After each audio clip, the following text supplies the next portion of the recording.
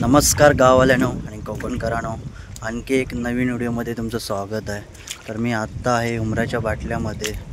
पाणी भेटलं आहे म्हणजे पावसाची एक तरी सर पडली ना वरती कातलावर की पाणी भरपूर येतं वेगाने खाली।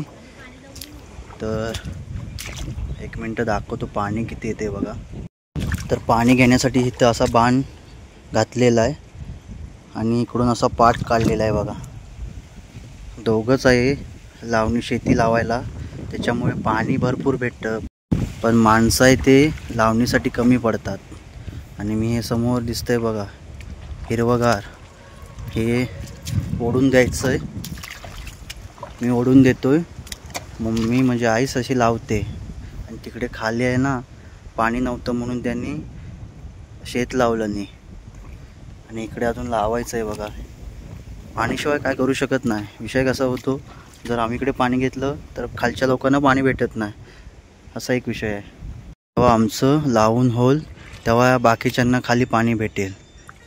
वरती पण काही लोकांचं लावायचं आहे। यावेळी विषय कसा झाला, मे महिन्यात पाऊस व 15 दिवस धुमाकूळ घातला, त्याच्यामुळे आता पाऊस गायबच झाला आहे। सरीवर पाऊस पडतोय आता।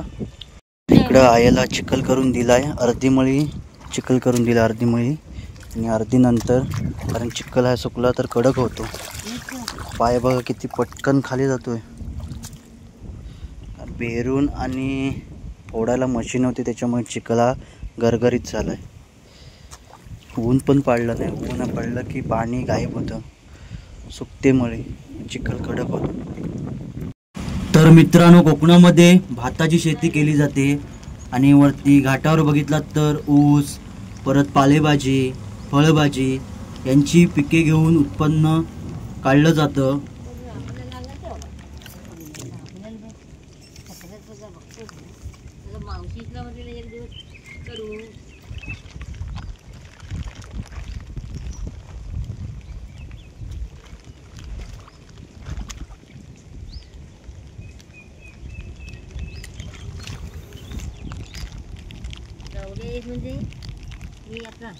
नाचना बरा झालाय, आता काही लोकांनी नाचना पहिला लावले पाणी भेटलं नाही म्हणून।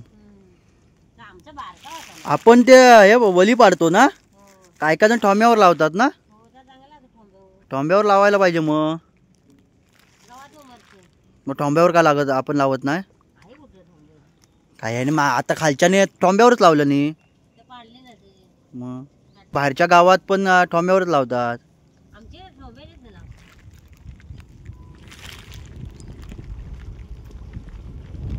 तर मित्रांनो, ही समोर तुम्हाला बांधावर माती दिसते टाकलेली, ती टाकण्याचे कारण म्हणजे बांध आहे तो भक्कम राहतो, मोठा होतो, आणि गवत आहे ते परत येत नाही त्याच्यावर, गवत आतल्यात मरतं।